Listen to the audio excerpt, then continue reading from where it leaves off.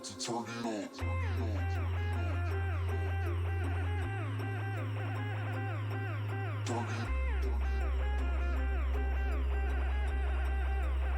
We about to turn it up. Turn it.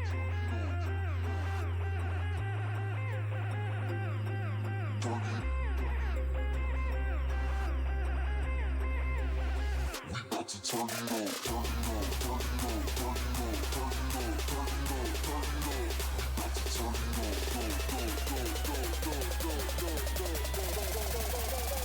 about to turn it up.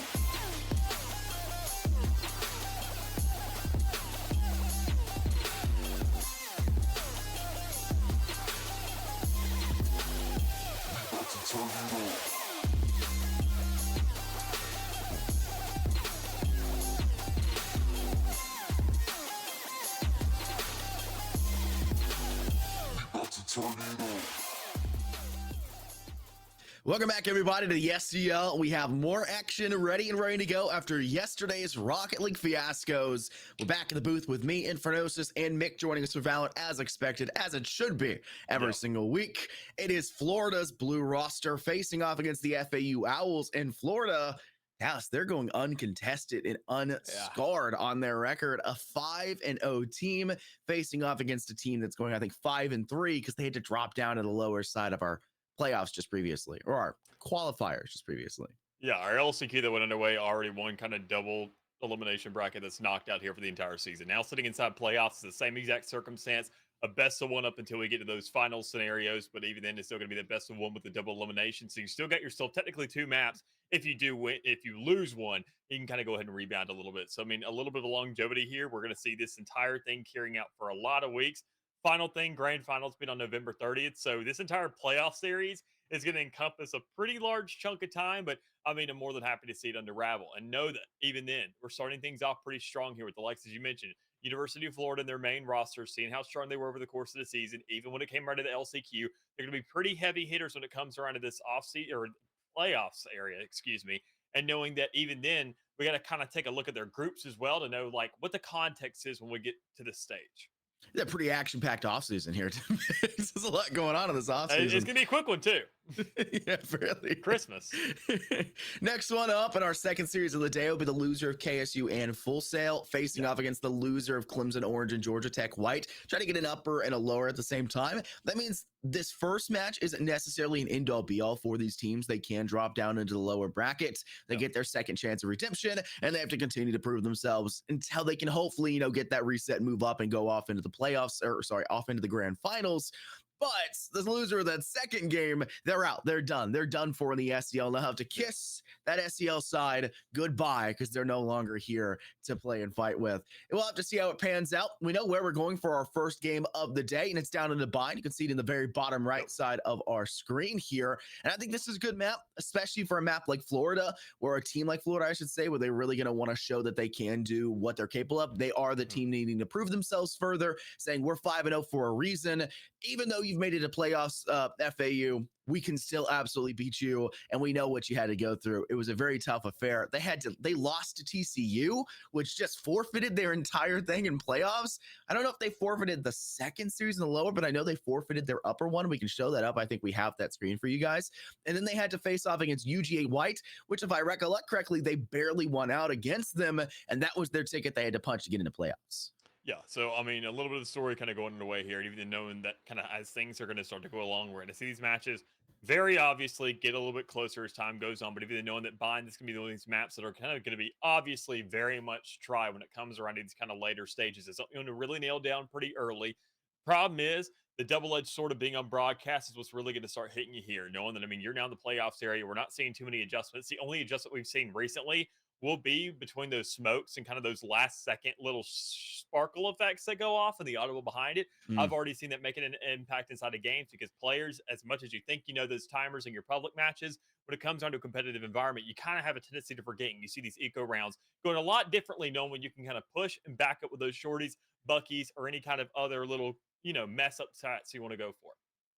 Yeah, keep in mind, you got a whole lot of things you got to do, Dallas. You got to manage positions, got to talk to the team about where you're placing the next piece of utility, got to open things up for your team. So having those smoke timers be a little bit more visible and audible for sake, it's going to be pretty nice. And I'm sure a lot of players are complaining. It kind of panders to the casual audience a little bit more. Yep. I don't think pros are really going to complain that much when they're probably going to start making use of it pretty darn well. It's just going to be taking some time to get used to and realize that the other team's going to have just as easy of a time to deal with it. Kind of closes that skill gap a little bit further. And speaking of skill gaps, already some skill gaps having gone through the lower side of our playoffs. The only team that has not been decided completely, or has it been? No, there we go. The only one that has not been decided completely is our second series of the day. The loser of KSU and Full Sail facing off the loser of Clemson Orange and Georgia Tech White. Every other one has at least one team. UGA Red took their loss. TCU had their forfeit loss in the first on the upper side of playoffs. I don't know what that's going to mean for their second match, this decider match truly in lower playoffs, whether they just couldn't make the first game or they're just forfeiting in playoffs in the first place. I don't know the answer to it. And then TTU Red, who will have to face off against, Florida Orange and then, UKYB or Blue. Yeah, so I mean, all those kind of lower playoffs areas. Keep in mind we do have some players that kind of squeaked their way into this playoffs area. I mean, the LCQ, obviously, you had your kind of upper end players, your upper end teams able to just go ahead and secure their spots really flawlessly, just go ahead and set themselves as a favor for this tournament, or even at least getting those kind of quarterfinal areas kind of guaranteed. So there are a couple teams to have in mind. I'm not going to call them out, but still, I mean, lowers, you had that area where it felt like we talked about it, that kind of top of the barrel. And even then kind of bottom of the lid situation where it feels like it was just a tiny jump between one team and another. It's not really a big difference in the league. It just comes around to crossing that line and being really prepared for what's to happen here. So already we saw some of those teams squeak it out, feel really good about those wins last week, able to carry things on here. Maybe that's the kind of jump they needed in confidence to say, look, we can really start taking this seriously. Speaking of taking it serious, let's go ahead and jump on over to the game and see what's being picked up, what's being laid out, and what's being put down. If the FEU Owls looks like a very standard selection, some teams will opt to go for KJ, but I think Cypher is still a solid choice. If you don't really want to have a Chamber on your team, there are obvious selections you can make in regard to that. Chamber will be selected, though, for Florida. That is kind of the new point of contention for a lot of teams. That's kind of what you see. Some of the better teams in the regions, better teams in the pro scene, they still really like this Chamber on this map. But the only map Chamber really fits into anymore. Thank goodness. If you've ever played or had to watch any play style from when Chamber reared his ugly head, it was pretty darn drooling. Viper, though, Ray seemingly being teased by Paint, Sky from Sejong, and of course that Brim with a stem, which is so darn good on this map of mine. You quite frankly have to lock that right. I think they're just kind of going ahead, not making that last lock in, so they have a little bit more time to get things prepared, kind of talk things out, get themselves prepared for this first round going underway, knowing they're going to be on the defensive side. And on such an aggressive map like Bind, you need that time of a breather. You need to go ahead and kind of get ready for what's coming at you, because quite frankly, when you look at this map, and he talked about the Chamber, this is the only real map that he feels feasible on. This is one of these maps where Bind honestly feels like a set in its own regard, to where anything's really possible in terms of compositions. You have those that kind of feel required. It's not like the likes of Icebox where Viper's required, or like Breeze where Viper's required. It feels just more of like a luxury to have them here on Bind. So the biggest and most important thing is really when it comes around to the play style and making sure you can meet that aggression on both sides of the field. You and I are already talking about ISO. He's going to be a very, very big point of contention for a lot of these teams. And even then on this map, I think you can just sacrifice Sentinel just to go ahead and make that trade up because of how aggressive this map can be. So long as you're on the defensive side of the map and you're ready for a retake to do just as fast with the gas pedal on the likelihood of the attacking side, you can get just as much done, if not even more, knowing you've already kind of cornered your opposition. Yeah, we're expecting to see the better teams in each region, the better teams in each competition, whatever competition it may be, to lock in ISO first when they become available. I just don't know if anyone here for the SEO is going to feel comfortable with it right off the bat. Florida would be one of the teams that I look at to do so, but obviously we don't have to worry about that just yet. So, we'll see those sacrifices that have to be made to select that agent, if they're even viable to be selected, though, from the looks of things. I don't even care if they're viable. I just want to see it put in play and put in action by better hands than I, because I surely cannot do it justice. First kill of this map of this series goes in favor of Halibel to make it Good 3. God, Fire gets one refrag back, but it's too little too late. The damage has been done, and Halibel was hunting for even more, but it does not matter. A flanking player in the Russian through showers, and the defense takes the first round. round win. That's all it really comes down to. Florida able to go ahead and set the pace there right off the get-go. Say, if you guys are going to press the brakes or even then kind of press the gas pedal better yet, and when it comes around heading onto a site, you're not going to have too much of an opportunity to really strike there. We can bring the fight to you and to go ahead and already surmount 2 rounds off the back of it expectedly, then, well, quite frankly, you got to go ahead and adjust that game plan. We talk about pacing on this map, talk about how fast it can be, and for either side, Florida to go ahead and kind of put the flag down and say, look, this is going to be our map. This is our stance that we're taking. It really makes FAU go ahead and second guess things and how this game's going to go for them. And you're going to see probably a big change of pace because of that. Already going ahead and using those guiding lights to check showers, having to expend some utility extremely early on just to figure out what this default's going to look like on the defense. And quite frankly, Paint's going to be a big cornerstone of that with that judge. They get 1, make it 2. A really rough spot for Tinted to try to work from. Somehow flicked up upon by Paint, and Donhat has to refrag. Good for it, but the damage, it's already tallied up in favor of the defense, and Florida will start to transition some of those players on B once they have 100% knowledge that Spike has still remained over on this A side. Last round, they gone for an interesting option. You mentioned it. They kind of punished the side of FAU Owls for not pressing the gas pedal. They put someone from TP on B long to create 2 options, 2 varying angles to fight from over towards showers. They didn't go for it this round. They know they have the advantage. They can sit further back. They can use those judges. They had 1 over towards Octagon, 1 over towards Hookah, and 1 over inside of A short, and it's already worked out wonderfully. Plant though starting to go down. Halibel has picked up a Spectre in this round. 2 kills now across the board, and 2 Halibel alone, much like the round prior, except 1 short of their last margin. Florida will take a very successful round 2. I'm probably going to be looking for a little bit of aggressive play, looking for one of these ult points in the next round to say, okay, an orbital barrage will do absolute wonders in this next round, so as we can not only just put the pressure on that spike plant, but at least just go ahead and force players out. Say if we see a swap up to the B side, which we had the luxury of possibly starting to unravel early on, you can kind of make that decision to say, look, if they're on the move, if they don't really have anything to work with, we got 2 judges. Play aggressively, get in their face. So long as we just don't lose that immediately, it's not going to be a massive hindrance to us. And if anything, it's going to help Florida really go ahead and create that game plan for themselves to start unfolding. But already we're seeing that swap up. We're seeing the B site being hit. We're seeing FAU start to discover the map a little bit more. Typically do that on a pistol round, but quite frankly, they wanted to double down on A for that second because, well, they didn't learn anything in the first round besides, well, that you're dying in spawn. Default having to come out for FAU Owls, hold their distance, hold that range. These rifles will do you justice if you can just set them in their most comfortable angle. You can see the trademark placed down. They don't really want to tap that just yet. Seong inside tube, and despite the fact that ground was controlled of their Dallas towards B long, it doesn't seem like the FAU Owls are ready just yet to jump out of there because they have no one working in just yet through Hookah. They're not even peeking there for information. They started to move the B long players back towards Hookah. They changed their mind back and forth. Now the Hookah players are down inside B long. I think they'll take TP here if they can't find an opening kill or if they can't find the success they want with utility, because the Florida side are giving them nothing, so they feel like they have to transition, and they're going to get spotted by the range. So they see the shoulder, it's there. Yep. Ian with a shutdown. And already with an incendiary to go ahead and get that follow-up, create a little bit more time. It comes down to the point of stall at this point with the orbital barrage. Good God, you've got to check your corners. Because Halibel is the one who's found so much success in this game so far. Found 2 more. Didn't even need that ult point, quite frankly, when you know that you already found yourself 2 and a pickup of a Phantom in the meantime as well. So probably going to go ahead and question a little bit of a rotation once more, figure out what's going on, and Florida's already read it to a certain extent. Guiding light coming out. Still a lot of discretion, but not enough when you know the lineup's there and the guiding light was just shy of getting that peak off. What an angle for Anna, catching 2 players in the same fell swoop of that mouse. Halibel took down the wrong target on the swing, still got their target. And that's exactly what you're asking for there in a 1v2 at long, far range. Go 1 for 1 and pray for the best afterwards. Aiden now left with a lot of weight on their shoulders, will destroy the trap wire, placed down below the drop of Hookah window.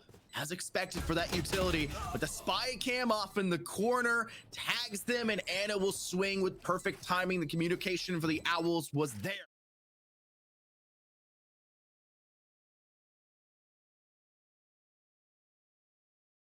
Brought forward.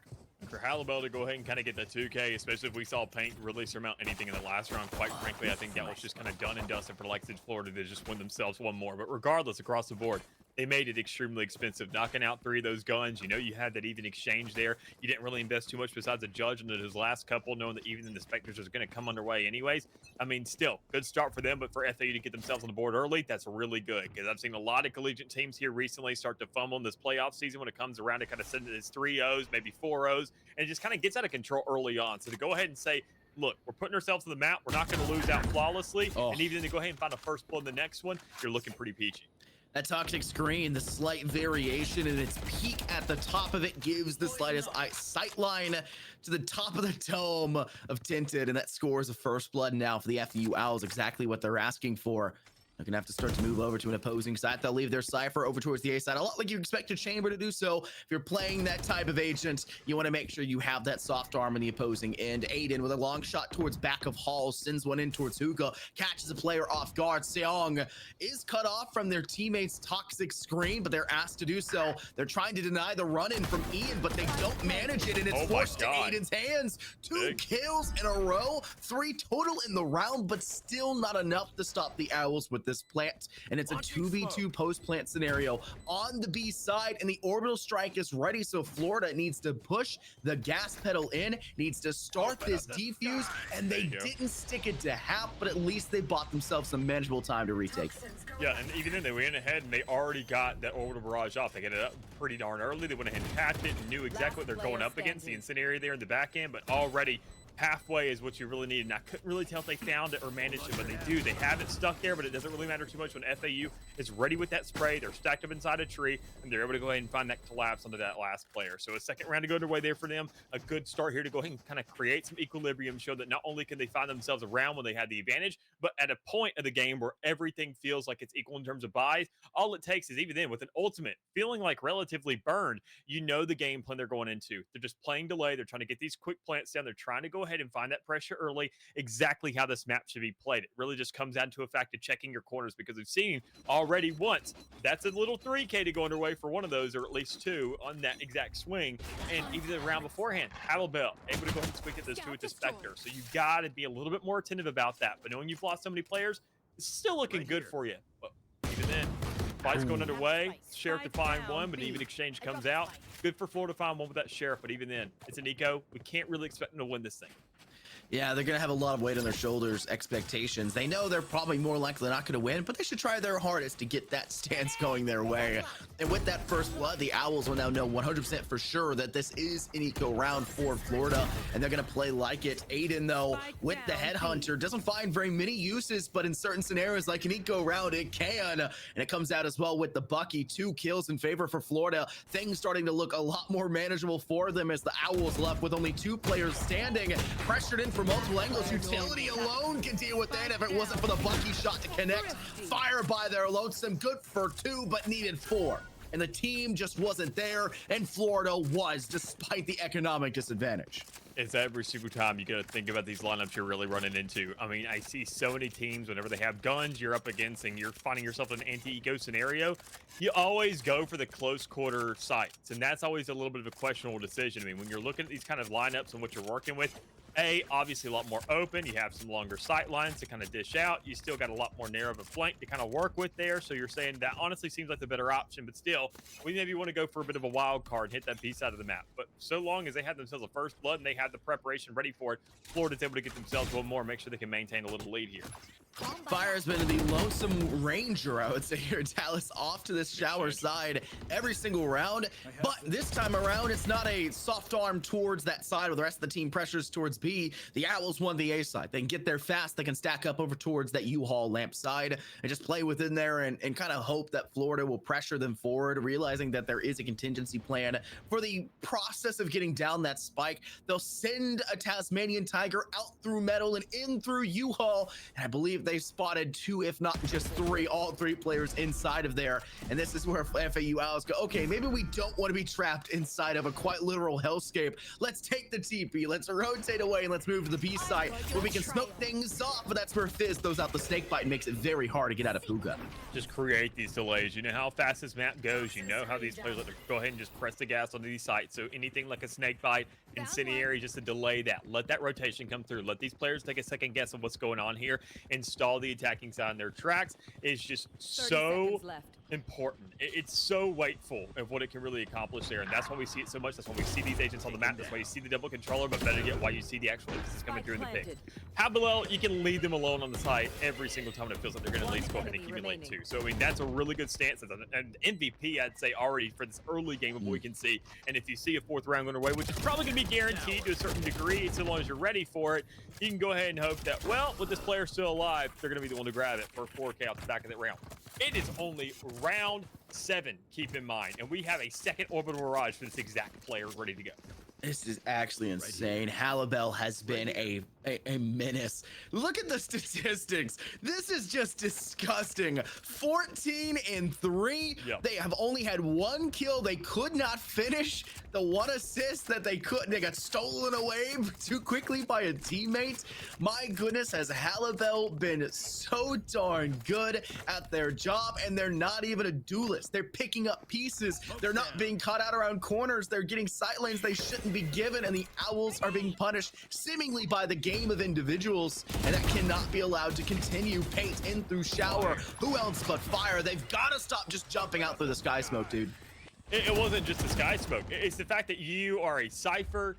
You're always the last in terms of order of operations on an entry, and you're the first one running in, quite frankly. No real entry out the back of that. You had the sky flash there, but even then, it's not enough to really give you that assistance you need, and you didn't really push out the window. Paint shell come at you as well. You kind of turn tail and decide that that's not really the best avenue of entry to work with, but still, committing to it, you got to give props where it's due. The commit was there, the dedication was behind it, but the frag just wasn't there to follow up. And even then, you had another player waiting in the midst. But still, another thing sitting on the site, not just Havilel, that player that we talk about so much, but even then, with that operator, that towards the back of the map, that chamber, Halibel able to hold on to this map for the longest time in the kind of weaker stages of the game while that operator's going to go online. It still gets the job done. Paint has a showstopper to work with as well. And you see the entire team just being mowed down, not even getting the spike on.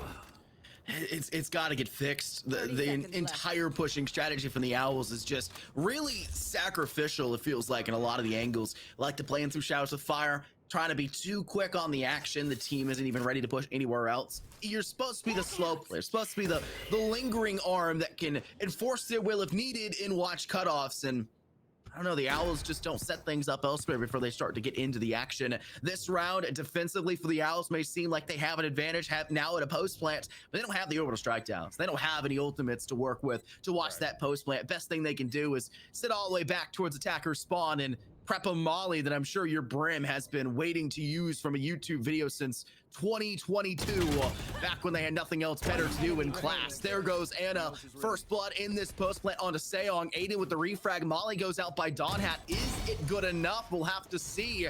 The stick will go through, and it is good, but much too slow. And even then, it wasn't even perfectly placed onto that spike. A slight sliver was still available to go through. Just kind of seeing what's going to unravel here. I mean, Florida expecting to kind of get themselves a lead eventually, but even then, knowing those early stages, you had a lot of questions starting to surmount there from both the sides, trying to figure out really what the pressure is going to look like. If SFAU is going to actually kind of keep a stance in this game and keep it consistent and look aggressive to a certain degree, that actually puts Florida on their toes. But it seems like they kind of lost that momentum a little bit, and it means that much more on the map of buying. Knowing this defensive side of the map, it's not Aiden who's shutting you down with that operator and over again. Just now, even coming to the game, it's been Halibel able to go ahead and kind of slow your entire team, always second guess. As soon as you see a sky smoke, you're thinking, oh, where is this coming from? Is that player here and present? And do we have the resources to shut him down? Because we're going to be defaulting, and if we don't have a full 5, it feels like we just can't kill him. This will clear out the Tasmanian Tiger, working its way out of Octagon. It gives a lot of information to Florida that, hey, there are, in fact, an initiator working in, and then we know that they're dumping utility out towards site. Expect them to rush forward, and Fizz does very well in the defense. And an Ian off the board. Tinted has to refrag and uses an ultimate to do so. Very expensive and not the target they were really hoping to have to use it against. 3 players left for the Owls. The orbital strike is ready after last round's loss, Dallas, so that is a contingency plan they can work with, but they have no escape route back towards attacker spawn as a flank is coming out from Paint towards Octagon. Down goes their doppelganger Tinted. A 4v2, and Paint has every angle they need to deny this. Stick 1 on the defuse and pressure those players in elbow. It's good for 1, but the second will elude as Donhat has to fight for their life, and it will be forfeited just as quickly. Florida Blue with the defuse and their 6th round now under their belts. That's really what it came down to. I mean, seeing that orbital barrage available, seeing that incendiary still in pocket, knowing that I'm thinking that FAU can kind of go ahead and once again stall that timer out with the Brimstone available. That is just indisposable. That guy alone, you got to have on that attacking side, almost more important than a sentinel when it comes down to the post plant here. So, I mean, knowing that this is kind of the shoes you're filling, the role you have to go ahead and kind of surmount to, it's very difficult, but still doing pretty darn well to at least go ahead and kind of be that last standing. Having that survival ideology, when Florida just gets so many kills, just even holding onto a side. I mean, Fizz, for example, there with that big hole, just kind of to start things off. Those are those scenarios where you're saying, okay, we can't let these hero plays happen. When we're in the chaos, we got to find these trades. We got to keep it equal. Otherwise, we're going to lose this game before it even really starts. Ultimate will be collected. You can see the Florida are not giving up on the macro game of these rounds. They still want to get something out of it. Believe they're ready to collect the one over there towards Showers as well. Paint's going to rotate in after it's been cleared away by Aiden. They'll pick that one up for themselves and also put themselves over towards a corner for a very solid front. This is good for Florida Blue. They started to get some information. Sky Smoke goes down, as well as some information for shots being connected from top of tube. And the Owls are once again on the back burner. Halibel through a smoke, completely blind, gets the first of the round. Fizz down towards B Long, connects to the only player working up there for the Owls. And the three remaining will have to decide very quickly about where they need to head towards. And it seems like they just want to play towards Courtyard. Maybe poke that you see a mistake by Fizz Dallas here towards B Long. But considering they have the knife out and they're just jiggle peeking, they're more likely not going to fall back, and they're not even going to peek with a gun through long. They'll hold out and they want to use utility first. And even then, already so much utility, as you mentioned, coming out more from the defensive side. We see the Trailblazer there. We see the Sky Flash going through the guiding light, providing that assistance. I mean, Fizz already had an inkling of an idea, kind of maybe even heard a footstep being made. Even if it's just one there to clear house and find 4 off the back of it. So, I mean, a flawless round to go ahead and turn out there from Florida Blue. Once again, we were kind of expecting it. Saw it last time where they did lose one player in the process, but knowing that even then, when they're on the side where they're on an eco, they find a success. When they're on the side of an anti-eco, they find success. They're on both ends of the spectrum right now succeeding. You got to find that middle ground whenever you actually reach this equilibrium once again, where you see these full purchases coming through that have to work out for you. And FAU, I mean, I wouldn't blame them for looking at a timeout right now. Just slow things down, figure out what's going on, start to sort out these problems and kind of create a priority list to figure out what you should be looking at first and what players you should be prioritizing, and kind of investigate these sites that you've been trying to hit, because the post-plant success has been a lot better, but you can barely find it in the first place. Florida up to their 7th, breaking not just even, but going above and beyond Dallas, and that is as much as you can possibly ask for. And it's looking like we could see a 9-3 half come out if the Owls can squeak one more their way. It just hasn't been the best stance for them on that attack. And a first blood, though, down towards Fizz. That is a Viper's Pit that could have been really annoying for the side of Florida to deal with. They no longer have to be concerned with it. There's that smoke visual we highlighted at the beginning of this map, saying you can see when it's going down. Get an audio cue for it as well. Halibel was seemingly shocked by that for just a moment, but they're really collected themselves, and they're now back in on the defense here towards U-Haul. Seekers go out, they'll clear it away, and the rush will start to come out for the Owls, who started to up their own utility, and they win their one against Halibel. Yeah, you talk about the 9-3 half. I mean, this is the round to do it. You see all the kills come through so far. You've only lost one in the process, and that's when the spike is going down. So, I mean, Ana's already kind of done their job. You need to look at the exchanges here of seeing, I mean, whether or not, once again, we talk about this hero plays every single time. It feels like Florida Blue have at least one player that's good for 2 in the meantime. So if you make a same exchange like that, you're looking at 2v2. But problem is, FAU is just doubling down, finding that consistency, and getting them over and over and over again. And that's fire on the back of it. Cornering their prey, finding the just execution, and closing up shop there for one more. So hitting a third, that's going to be crucial here. That's going to be, I mean, fundamental for this next half. It's more importantly, and even then keeping so many players alive. You get to carry on a lot of guns, knowing you've been going back and forth here. You wouldn't have really had to purchase for a buy anyways if you saw a lot of players drop. Fire around the corner. Was able to spot one. Great connection to Aiden, and that's a amazing round to shut down Florida. I mean, if you're talking about a play out of Showers, Dallas, and you're talking about an individual for a team that has struggled so much with finding corners, getting these players tucked away, you got to send your own level of distraction. And I think Fire finally stepping that role towards Showers is very important. They're doing the same thing here in this round. First blood to Halibel, a second for Ian, knocks down Paint.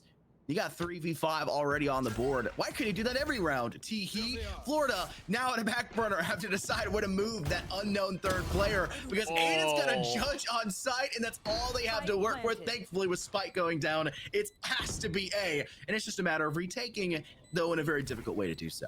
Good intuition though there for Fire regardless. So to go ahead and kind of just jump peek that, you know that you got the 2 players inside shower. You're expecting maybe a rotation to insight, but even then, Aiden was sticking to their guns. Able to hold down kind of there towards the edges, knowing how important the U-Haul is. It doesn't matter, not giving up. And even then, this entire round isn't giving up, keep in mind. Nice. So much still available. Sihong able to go ahead and find the necessary kill so far, creating some equilibrium. 2v2, Seekers to go out, letting you know, hey, they're both back towards main. Get the trades, find the kills. I need my help here, Aiden. And now with the Vandal in hand, you can clean up shop and get yourself an 8th to work with while that spike is being stuck. Because, man, was it close. 2 seconds remaining on the clock and an 8th to work with in their hands. Oof. But time is cutting so slim. You have a lot of responsibilities. This was a great play from Seong. We saw another one of those last week with the bait out from the guiding light. A lot more teams are seemingly using that the closer we get into playoffs. And if that tells you anything, it's probably that's a pretty darn good strategy that the cream of the crop are utilizing. So maybe y'all should VOD review it if you're not utilizing it already and start to put it into your repertoire as well. It really cuts down 1v1s and makes it very manageable for an initiator to initiate for themselves of all things, which we all know every initiator truly just wants to be a duelist in some capacity. They have the capability, and we see it happen right there. Full 5v5 in this next round. No one's gone down just yet, but Dawn Hat could have if Aiden had connected their shots before rendezvousing out.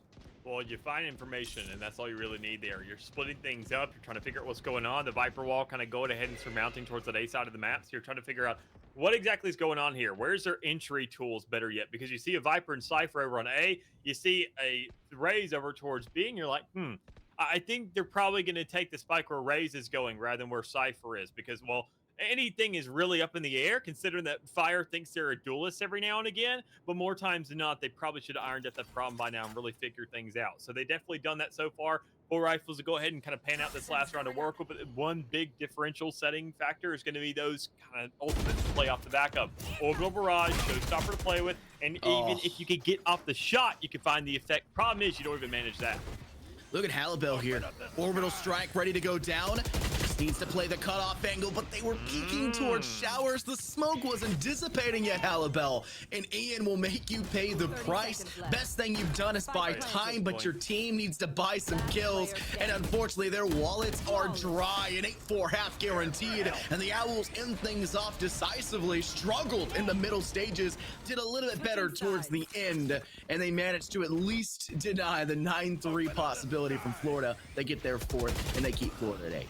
Yeah, massive rally cry there from FAU towards the latter end of that half. They would have go ahead and kind of close up shop, make sure they can find themselves a couple rounds. We talked about the 9-3 being necessary, but an 8-4 creates a little bit of leniency and luxury to work off the back up. So knowing that still you have these rounds and you're looking at the pistol for the next one possibly, I mean, things could be good for you. Problem is you're on the defensive side of the map. And if we don't see that same aggression to start things off, because I mean, keep in mind, Florida, you look at these teams that employ these strats. More times than not, whenever you kind of get aggressive on the defensive side of the map, you're expecting that same exact thing in your own regard. You got to look at your opposition, figure out kind of how much respect they're giving you, and figure out the pacing pretty darn quickly. But I like this kind of round one default. Already look at the split. Chamber over towards that B side, seeing if a headhunter shot can be surmounted, and kind of looking at that TP possibilities. It already starts to wrap around there with FAU once again kind of copying and pacing what FAU has done, what they've received. And, well, while you don't have a Halibel there to go ahead and get at least 3 off the back of it, you're happy with 2. Yeah, Florida, they didn't get the best into that. They should have known that was what was going to occur. A playthrough A shorter, a playthrough hookah may be safer on paper. Now, as we get closer to playoffs on the map of Bind, because we have seen the strategy unfold not just once, but twice very successfully. Florida obviously getting the better end on their defense, but I'm sure the Owls are plenty happy with what they've conceived of themselves. And since they stole that strategy, or maybe are copying it, who truly knows, against Florida now on the opposing end. Florida will go in on their attack, slow prowl up through A short. They want to take control over here towards Hookah. Dawn has to get there one. Can't though, and it just got a lot more manageable for Florida if it wasn't for the fact that Ian and Tinted right around the corner deny all possibilities. 3K for Tinted, and that showstopper a little bit closer than it should be.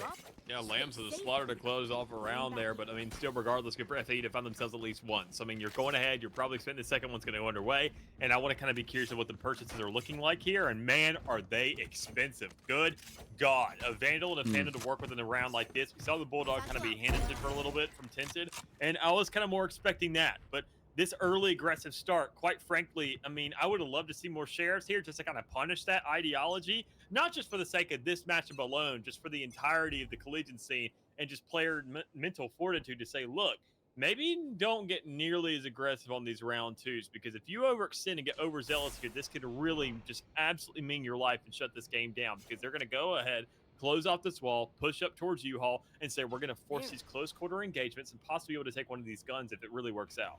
The big question about whether or not you buy sheriffs if there's vandals on the board. Obviously, you don't know, but if you know a team is more likely to buy proper rifles in the bonus round, how do you guess about how to go for it? You can opt to go for bigger weapons. You can take down those rifles and really punish economically, but you also have to be ready to go in with just classics. What Florida have done, they did have that headhunter, got them first blood, picked them up that rifle, they go for a second swing, but Aiden, I think, was a little bit too far forward here, truly speaking. Dallas, he's the only person with a rifle at that point. Why are you not playing for the rifle to be picked back up by a teammate? You're essentially dooming the rest of your roster, and that's exactly how it unfolds. The Owls get away with only 2 losses, and they can pick back up that rifle, and everyone else didn't really have that big of a purchase. A Spectre, even one kept a Ghost. They had 2 rifles for it, and they keep all of them. It's one of those small variables that not very many teams pay attention to, and it's always, I have to kind of look at it and give props to teams that do when they understand the kind of, once again, their order of priority. They're able to go ahead and create a list. Know that now, whenever you find yourself a good spot, you pick up a gun in a round where, quite frankly, you shouldn't have any at all. You got to go ahead and literally at that like it's a spike. It's more important than the actual spike itself. You can find so many more kills. You can close up the round however you want to, but still, off the back of that round, you made it a little bit expensive, but they were still carried over. But in a round like this, every single Florida player has a gun to work with in their own hands. So opening things off with that Vandal over towards the A side of the map, you're expecting a little bit of pressure, but still, the actual hit looks like it's going towards B, or at least has an inkling of that side of the map, knowing that once you see all that utility available, or at least sniff out what's going inside of Hookah, which they're not even getting the chance to, I think A is going to be a much stronger hit for him. And even off the back of that stem, I'm surprised it's not going on to sight, but hey, for a quicker rotate so you can ensure you beat your opposition, I mean, I'm more than happy with the result and the kind of judgments being made. Push in through A short, testing on B side initially. They've dedicated now towards side. Spike's a little bit further behind, but not too far that they can't get in and engage. Paint with the first blood. They make it quickly a second as Eden tinted her off the board. And that's how you take a site. You get a pick off elsewhere. You rotate in. The shower play early that Florida won out was very important for their team. And now it's just a matter of holding on to the objective. Aiden takes a big lick of damage. Now needs to rotate over to assist. Seong, what is going on? Come on, take down fire, and the same thing vice versa. But you've got a rifle, for goodness sake. 9-6 acquired for Florida. 1 away from double digits. The choke point or checkpoint. I always say it backwards when I first say it. The checkpoint or chokehold. It sounds so much better that way. So much better that way. And the Owls will come into this round making quite a lot of expenses here, Dallas. An operator and soft armor for 4 out of the 5 of their team. I think you're on the opposite end of the spectrum. It's like the order of vowels. A-E-I-O-U. Yeah. So you got checkpoint and chokehold. E comes before O. It's just nature. It's how things are supposed to be. But regardless, I mean, sitting at 9-6 now, I mean, FAU to go ahead and kind of create some relevancy here. That's really good for them. But even more so, what I'm kind of confused about is, I mean, the operator, when it comes online, how much of an impact will it have? And it being in the hands of the Sky is a little bit conflicting, you know, that even if both sides have, you know, some relative signal to work off of. You don't have that chamber. That makes sense that you're making those trades there. But even then, knowing that already Florida opening things off, showing that operator isn't going to really matter too much to them. They find a kill somewhere else on the map and look for results somewhere else. It's just not going to work out for him. Fire, holding things off pretty well. Able to go ahead and kind of switch on a whim in the map. Once again, B-A over and over again. You never really know where this guy's going to stand. And he feels like a little bit of an impact player, a hero in his own regard. But how far will that cape really carry him? Gizmo goes down, cutting off the sightlines for fire. Into the smoke goes Halibel. That's no more smokes available for Florida on this push. Just Seong all by their lonesome. Spike did not go down. Great flick up to Don Hats, but still 2 more players to deal with, and your HP is already so low. And fire doesn't need their retinas. How many times has Seong had a seemingly easy 1v1 confrontation, Dallas? And they'll kill them when they're on bench, and they get a great guiding light bait. But when they're actually blinded, or it's a rifle via SMG, they're too slow to collect themselves. Seong needs that clutch factor in their genes. They need to work on that, because right now they're falling short in very important rounds like this. Yeah, I think so. I mean, look at that peak. Still knowing exactly where it's coming from, too. Didn't need to peek crate there. Didn't need to turn it all, quite frankly. You're just committing to that fight when it comes around to looking in that corner, because more times than not, the player's going to be sitting there. I mean, that feels like you kind of, once again, when you're playing as an initiator, playing as a duelist, you got to hold your priorities there to know what angles are being held more times than not. And that one, if you look at a heat map, probably pretty darn hot. So all things considered, speaking of hot, the barrels of these players are heating up. Ana, once again, getting these kills with the operator, at least finding one in the meantime. That kind of lets you know, do we want to overwhelm B or do we want to go ahead and switch things up and head towards A? And quite frankly, when Florida isn't really working with everything, I mean, I don't blame them for just trying to go B. We talked about the kind of close quarter ballistics, looking at your line of sights. And B, if you really just take control of that corner, that elbow, honestly, you kind of have a round underway to look at. It gives you a lot of points of confidence as a team to deal with, but it also creates opportunities past that. And it's something a lot of teams will rely on once they start to realize it is working. Shot opportunity comes out, and a body shot comes in for Aiden, and it leads up Seong to conclude it with the Tasmanian Tiger. Ian out from the sky smoke, placed into elbow, denies the plant and the initiator for Florida. And this puts them on the back burner to top it all off. A single paint shell for 2 and a phantom to finish it. The FAU Owls have gone from a really rough half, Dallas, to now 1 round away from tying things up in its totality. The scoreline 9-8 still for Florida. Yeah, even then, Florida going ahead investing in a round like this with a tour de force, looking for some early presence, looking to get those operator lineups there. You know that once again, Anna's going to be holding out towards that B long area. So you know that honestly, when you see that green border, you're expecting a matchup. You're expecting a 1v1 to kind of go ahead and close up shop on this game. But even then, Florida to go ahead and swap things up. Say, look, I'm going to take an angle where I have the advantage. We're kind of getting this yin-yang recycling sign going on here, just looking at counteraction across the map, looking at where you can put pressure, and where you're not really going to be met up too much. Just understanding what fights you can take and what fights you're actually going to win and be favored in. So already, speaking of fights to be favored in, you know, and it's holding B long. So I'm really curious to see what this peak's going to look like, because already they're seeming like they want to have an idea of emphasis towards the area of the map, and knowing the Trailblazers there, you know, and is holding it, you know the operator's there, and you got to make a decision whether you're going to be TPing or not. With that spike in the back of sight, I don't know if they're going to. I think they're full committing this. I think this has to be a push. I'm not too sure. This is crazy to my eyes. And look at the defense right now for the Owls.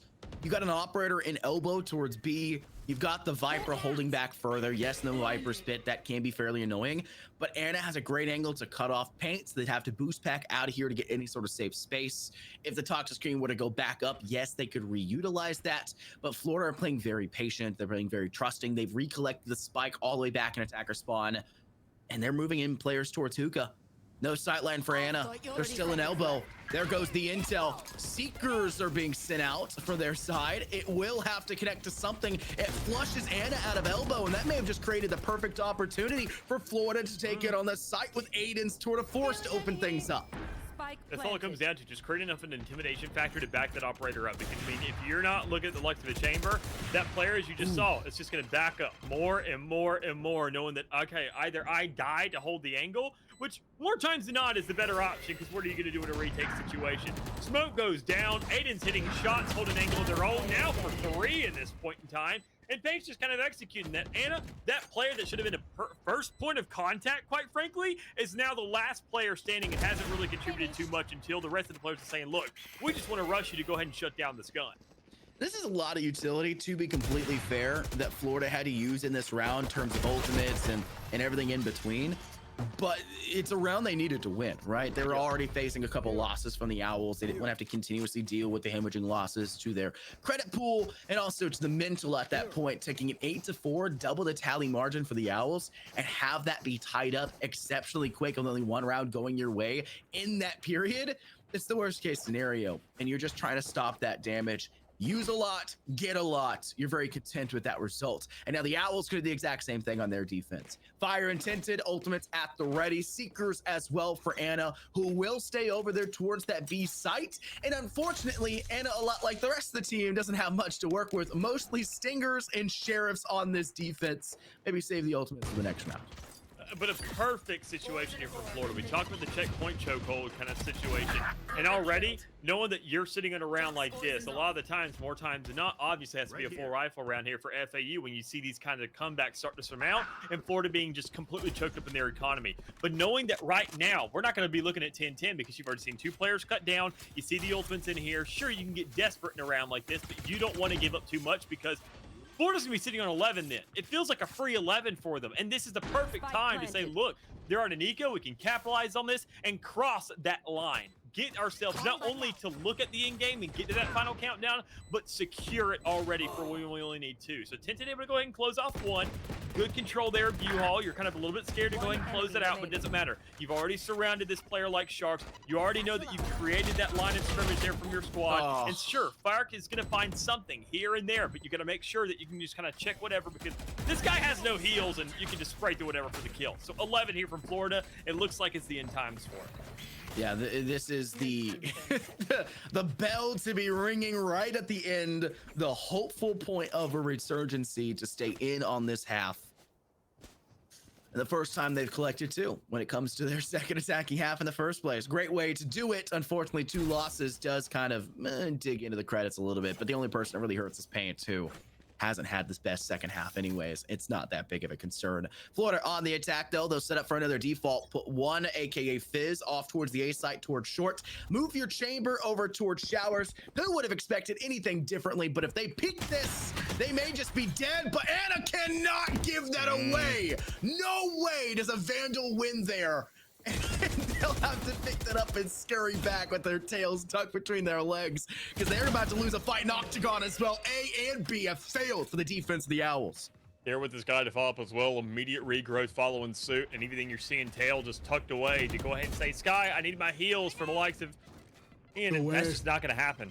You have no Sky anymore. It is just you and your gun and barely any health, and they don't really want to go for this retake because of it. So this is going to be a save to set up a map point here for Florida. I mean, already you can't blame FAU too much, because they know for a fact that they're not going to have a purchase in the next round.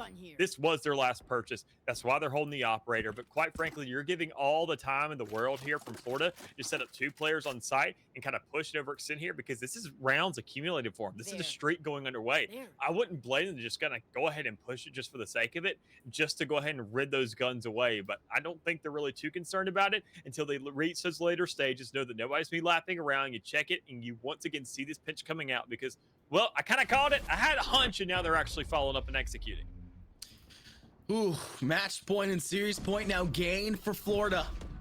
What else can you possibly ask for? Maybe a 13-1? I mean, if you really want to get out there and ask for something crazy, that was never going to happen in the playoff stage. Florida is obviously the better team statistically. That's apparently not easy for me to say coming into this series, and they're showing that, yes, they are, but it doesn't mean it's going to be an easy fight. The group stage is up to this point where the easy battles were coming in. Maybe they just got bracket blessed. Maybe the Owls had their tougher battles, but it looks like the Owls are about to go down into the lower bracket. And for our second series of the day, we don't have any full confirmation just yet, but it does look like Kennesaw State may have taken down Full Sail Armada, and they are, I think, guaranteed to go in for our last match of the day. The second one, though, is an unknown, and this one is still unknown as well, if the Owls can keep themselves in it. A gun's got to have a big holding around like this. I mean, that is your cornerstone, quite frankly. I mean, you only got 2 guns for the retake, technically. This is only the operator to go ahead and start things off. So to go ahead and cut off 1 player, it's good looking for him. But, I mean, even then, you got to see what else is there to work with. You have the Viper's Pit. That's immediately going to be popping. For the Seekers to come out early, it's wild, but you have a lot of other utility to kind of go ahead and funnel in there on the post and around. You see in that post-plant scenario, if Viper's Pit does go down, Showstopper in there, just pull that trigger, you'll at least get some damage and some information to work with. Or if you need information, guess what? You got a Cypher there alive too with the neural threat to work off the back up. You just got to find a kill in the meantime, or at least set them up, because with that Cypher, hey, you can set them up over towards B long. Just kind of have a 4v4 scenario, and everybody knows where everybody's sitting, but it doesn't really matter too much. Showstopper being invested early already. FAU following up extremely well. Make sure to execute on this side, hold things to an extreme extent, and knowing that even then they're finding more and more guns to accumulate in the meantime to pick up. They're going ahead and create themselves a cushion of a round, possibly, if they really end up winning this, because, hey, you can pick those guns up, you don't need to purchase them with the back and forth, and you going ahead and creating the switch up, you're finding yourself a perfect situation for the rest of this match to at least look feasible. So another ultimate traded off in the meantime. You'll go ahead and get rid of the Showstopper. You got a Viper's Pit. That's going to create a stall here for Florida to kind of put them in their tracks. The best case scenario, right? You want to shut them down very effectively. You don't want to lose any weapons, especially when you've already had to eco, what, twice now in this second half in spots so you weren't really comfortable to do so right when Florida's at in double digits because you gave up too much in the first half. You got to get big wins. You got to start making it difficult. And if you can get up to 11, I would say here, Dallas, by the time you'd win that 11th, Florida would be on an eco, which would mean that your 12-12 tying round that could punch your ticket to OT, Florida's in the worst possible state they could be in. And you have to rely on that. These next few rounds, you got to do the dirty work. You got to do your due diligence. You did wonders with the operator last time, but you got to expect something new, something different. And I don't think we're going to see any variation from the defense. The same exact thing. Guiding light down long. The operator for Anna was testing it early in the previous round. They've been holding back here, but they are ready and at a moment's notice can strike when needed because they've got that sight line perfectly there for Anna.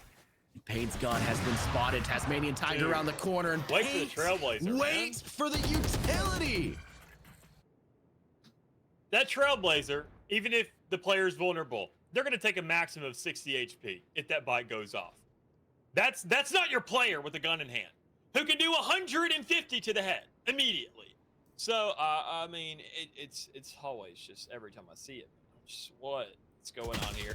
Lack of communication, always a little bit of a hole that starts to go ahead and accumulate here in the game. Not everything's going to be flawless for Florida, but go ahead and be sitting on the main stage with the likes of Cloud9 and International. But that's just not the case here. Instead, we're seeing these players go ahead. They're going and they have themselves a good stance for the season so far. But I mean, it's these small little things that are going to go ahead and add up and possibly choke them in a game. But it's not the biggest deal in the world here. You got to go ahead and work with this 4v4 that's in hand. Viper's Pit already invested over towards that B site. So you know that, I mean, Hookah is not going to be an option in the slightest. You can go ahead and navigate around it, play back towards TP and say, I mean, we already had an idea that we're going to push this anyway. So if we want to go over towards A, we have that option available to us. It's a 4v4 even game. Just get that spike down, find that post plant, and just kind of wait it out. But you got 12 seconds, and you can't wait for anything right now. 10 seconds left. Time is ticking further against you. Have we worried about the rotation coming in from the defense as well? Dude, there nope. goes the orbital strike, and that will end all chances in this round. Beautiful from the Owls. Dallas, honestly gorgeous. It was a big shot in their own foot from Florida, taking Paint into the firefight before the Tasmanian Tiger comes around the screen. Florida were left with this big question: how do we close the distance effectively onto B site? They were way too passive, way too slow, wanted to try something else, but were too timid to do so. And the Owls just played smart. They played decisive, and they made sure that when Florida started to come forward, they weren't just ego checking a corner. They had utility, aka the orbital strike, to just make it even worse for wear. And Florida are being gate kept still at match point and series point as the Owls are one away from that stat I mentioned previously, and more likely than not facing a Florida at a match point tying position with an eco round.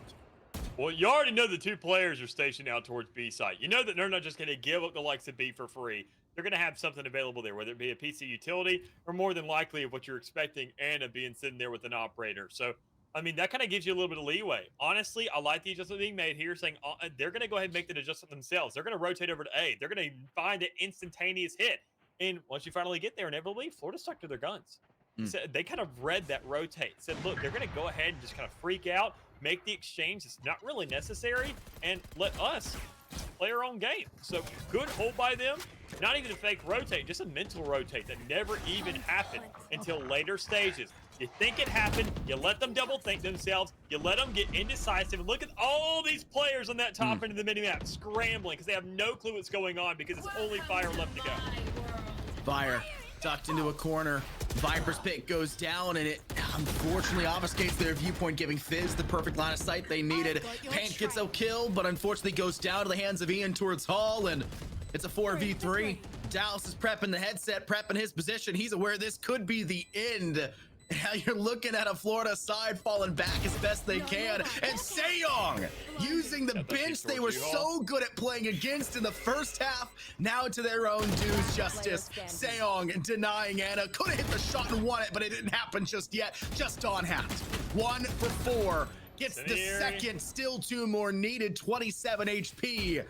And they are praying that this random fire will work out for themselves. The molly on the spike makes things worse. Anna calling GG and Aiden calling a knife to the rear.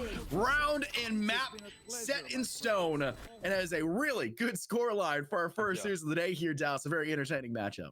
Good sense to them, obviously. I mean, expecting Florida to kind of come into this thing winning, but I mean, better yet, huge props to FAU for kind of keeping it as close as they did. even to start things off, find themselves a pretty good lead just early on. Getting those two is impressive in its own regard, knowing that, I mean, what Halibel was bringing to the table, once again, just being the absolute menace. Two orbital barrages by round 7. I mean, you cannot sleep on that fact. You know what they were doing, 14-3 to start things off. It felt like immediately there was a mountain to climb, but even then, they got their way to at least the summit. Maybe not the peak, but they were pretty darn close to get there. So knowing that it was a couple slip ups over the course of these rounds, you had a couple rounds where it felt like you were giving up too much space for free. Could be the case of the operator, but I mean, that's really up to Anna. I'm not going to go ahead and bash on them too much and say it was a bad idea, it was a good idea. You found value. It just comes up to you and how much you really felt like you provided there, because as an initiator, you still got the guiding lights for the retakes. You still got the trailblazers. You got a lot to work with there. But speaking of a lot to work with, Florida has a lot to kind of work on, because they had too many opportunities where it felt like they could have checked a little more corners. They could have worked on the utility placement, or better yet, just their utility follow-up and working on their order of operations for their duelists there. But it's fine. It gets the best of you. Once you start pressing that gas pedal, sometimes it feels like it's a little bit too hard to brake, and you just got to go with the flow. Yeah, gotta change those brake pads, right? You gotta do VOD review, you gotta do your work, you gotta do the tempering of your entire setup. And Florida, despite being the statistical favorite, didn't come away with a very big round differential at the end of the day against a team who struggled, who had to drop into losers qualifiers down to the lower bracket, who had to face off against two teams there. It should have been a bigger win for Florida, all things considered. But this is where we want playoffs to be in the SCL, right? We want it to be really close matchups. But Florida's not happy with that. They're not going to be happy with that. They're going to be happy for about 10 minutes. They can relish in their victory before they got to head into something new. But they're going to want to VOD everything. So they're going to want to work on it. They're going to want to talk it through with their teams. And make sure you guys do that between now and next week, because this is where things are going to get even more tough. You thought this game was rough. The team you're going to face next week also won their upper game. You're going to have to do even more to shut them down if you want to go all the way over to make it into grand finals, conceivably at the end of the season. We'll have to see. Coming up next, though, we have a Full Sail Armada who lost their game in the first round and facing off against an unknown factor, since we have not gotten the winner or loser, I should say, just yet. We'll see when we get back from break. Stay tuned.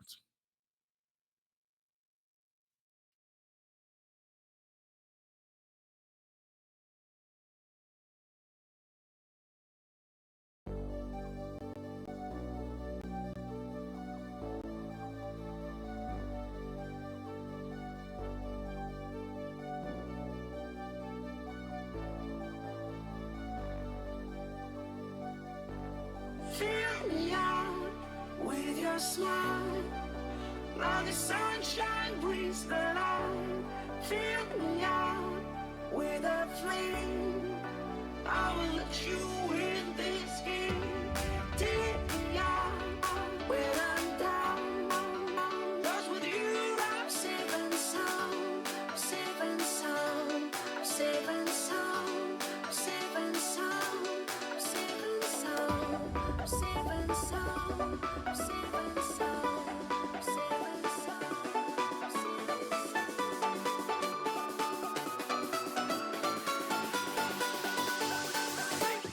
Bring that beat back.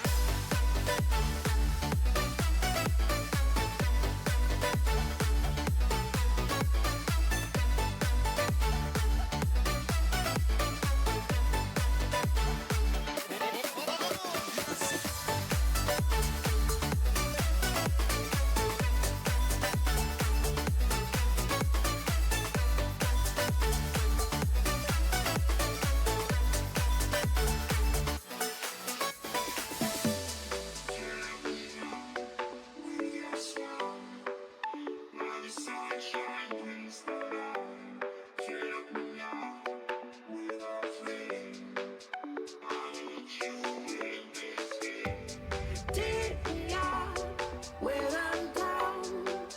'Cause with you I'm safe and sound. I'm safe and sound.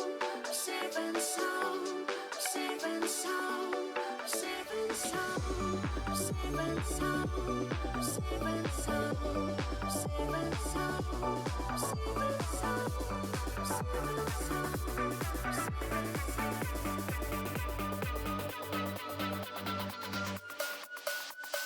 Bring that beat.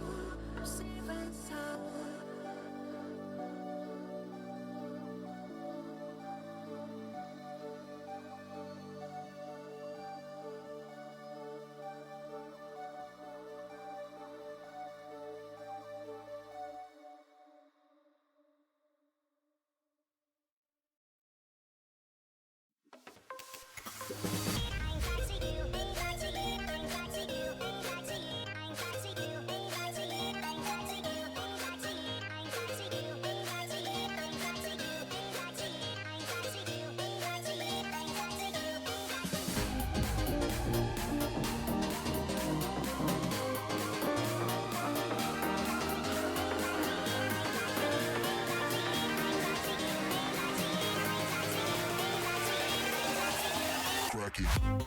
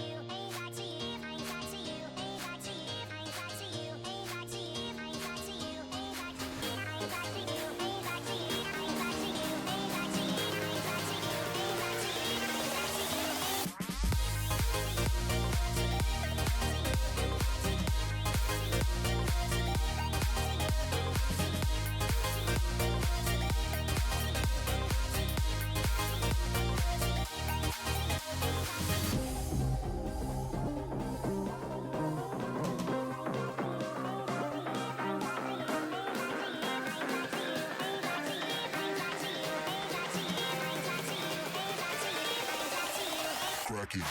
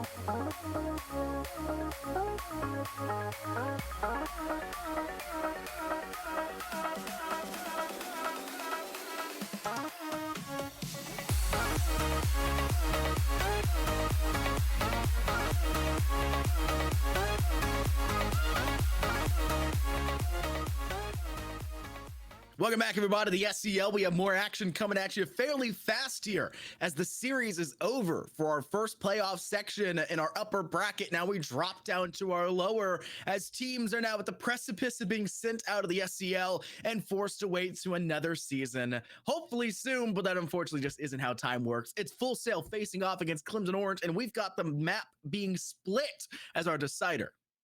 Yeah, big one here. I love seeing Split kind of come into the map. Not full just because I don't like playing it, but I love watching it. Seeing these teams go ahead and go through the excruciating pain that is this map over and over again. This sadistic nature kind of tends to come out a little bit. But regardless, so seeing what we're working with Split, being one of those maps is very difficult. Let's be real. On the defensive side of the map, you have a big setup there. Already laterally, the entire map is an uphill battle. And I mean, we talk about it, had the high ground. And whenever you spawn on it, quite frankly, it makes things easy to defend. So it really comes down to seeing what these two sides are going to do on the attacking side of the map and better kind of what these compositions are going to allow. I've seen a lot of switch ups, seen a lot of teams kind of make some differentials when it comes around to kind of how they want to play this map, whether they want to have some emphasis on mid control or whether or not they just want to execute on the site. More times than not, it's going to be B. We've seen a couple Sages, I would say one specific Sage here recently in the map of Split. We didn't like it very much. Sage doesn't really fit very well on this map anymore. Used to be the go-to. Obviously, new agents came in, the slight change of the map. It's still heavily important to take control of mid, take control of alley, to use it as a turning point over to A and B, but it isn't the end-all be-all anymore. It's just a great facilitator of success. So Sage with the ice wall to force funnels, to force, single sight lines and create more opportunities on the defense for denial isn't required. And a lot of times, even at the end of Sage's dominance for this map, Dallas, they weren't even playing inside alley, weren't playing inside middle anymore. They were playing over towards A main, and they were holding out A lobby instead of the ice wall. And they were holding a garage instead. They were transitioning the ice wall very well, which I think is very smart because you don't want a static defense because eventually the attack is going to find out what works and what doesn't, and they're going to adjust upon that. It's just going to be a battle of a retake since you're going to lose your first two defenders on side every single time.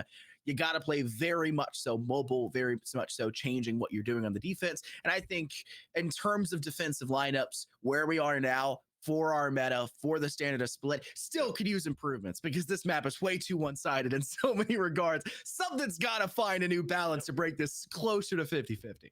Yeah, and I think honestly, you and I kind of saw it a couple of days ago. Looking at the two top teams of what we could say in the entire nation when it comes to the collegiate scene, we saw the emphasis of that Sage kind of once again come back a little bit, saying, all right, let's go ahead and stall things out, play it a little bit slower, figure out what's going on here. And you really can't blame them. Sage just works. It's if you want that complacency factor to say, look, let's just focus on these sites. I locked it off. And at least gives us a timer to work with. Because, the team with Sage wall lasts 45 seconds to a minute, I think. So knowing that, just kind of sitting there, lingering about. You either hear shots, and that's saying, okay, at least one player's there. Oh, I hear two guns. That's two players sitting over there. More than likely going to be on B. You're not going ahead and taking mid control to hit A. It's a split for B because A already has two entry points naturally. You got that main, you got that heaven control. You can see that split going away, and more than likely you're going to have a Viper kind of being that catalyst for that attention to be made. But I think honestly, if you're going for B, you always see teams like to go ahead and kind of have a little bit of an idea. Say, let's get this kind of situation going on. Let's take attendance. Let's see if anybody's holding this aggressively. Let's see if we can get that first blood going. And if not, by the time we're done fighting, then we can rotate, and then we can go ahead and kind of go for that mid split, and then double down if we really feel like it, or go for the A. Because B just feels like order of operations. First thing you hit, fastest thing to go ahead and touch onto and find a first contact, and maybe a first blood as well. All right, looks like the game is about ready to go underway. We can stop flaffling about what the possible agent selection is going to be, and we can start dogging on the selections they failed to make or the decisions they have made. Poco, it looks like we're seeing Clemson Orange go for the double duelist for this map. I was about to mention that Jet, though not as good as Raze, still finds common ground on this map alongside the Raze of choice. It does not seem like Full Sail will opt to go for that double duelist. They want that Cypher. And I think Cypher is so unbelievably powerful on the map of Split. It is a hard choice to stray away from.